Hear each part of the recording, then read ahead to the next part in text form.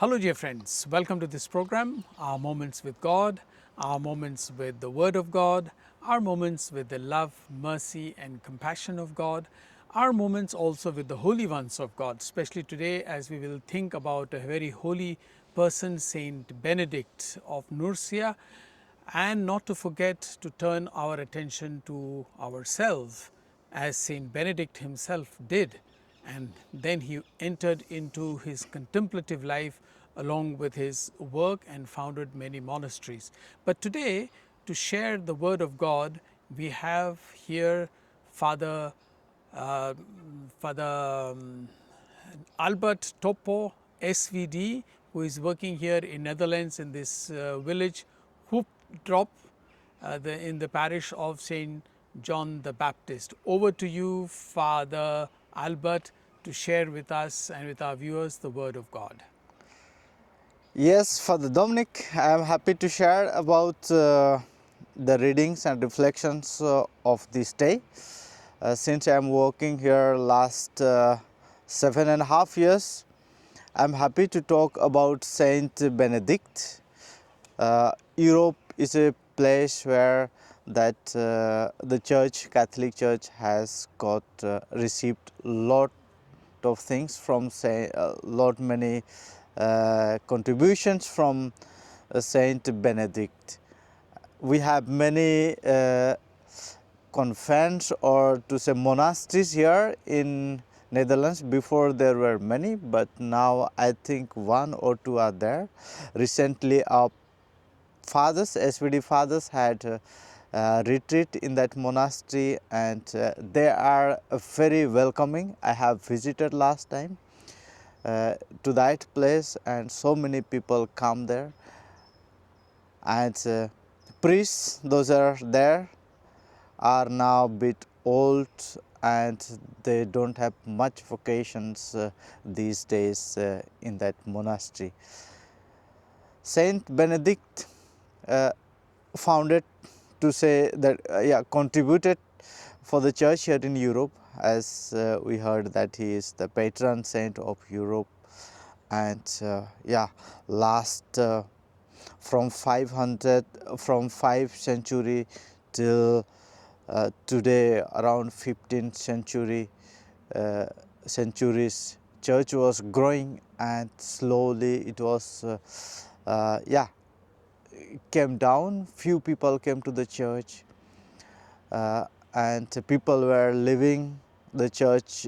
There were different so many other reasons, not only reasons like abuse in the church, but there would be modernity, or people had changed their priorities from spiritual life to other side. So but today we see that church is growing. At least I feel that, because last few years, at least 2-3 years, many young people are coming to the church to be baptized and to receive communion, and they want to get confirmation.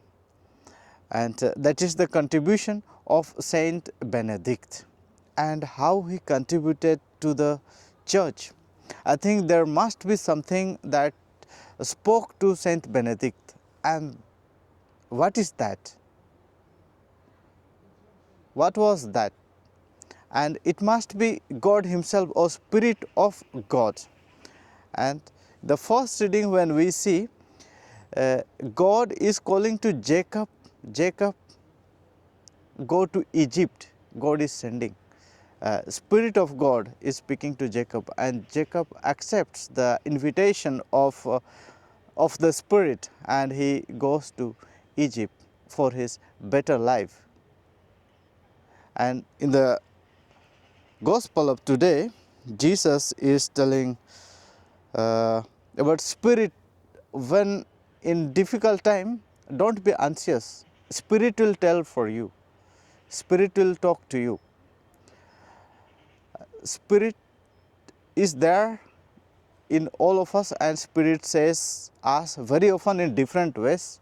Sometimes Spirit speaks through natures, speaks through incidents with our friends, priests or bishops, or with some other people, also could speak through our children or social media or Bible, different ways. So Spirit is there speaking to us, and when we listen, I think we can see God's presence in our life and God's presence in the world. And Spirit, it is life giving. This gives life, this gives peace, and it heals us.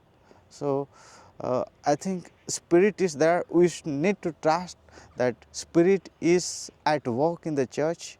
In Europe, that was church, Catholic Church was going down, but now I feel Spirit is at work here in the church.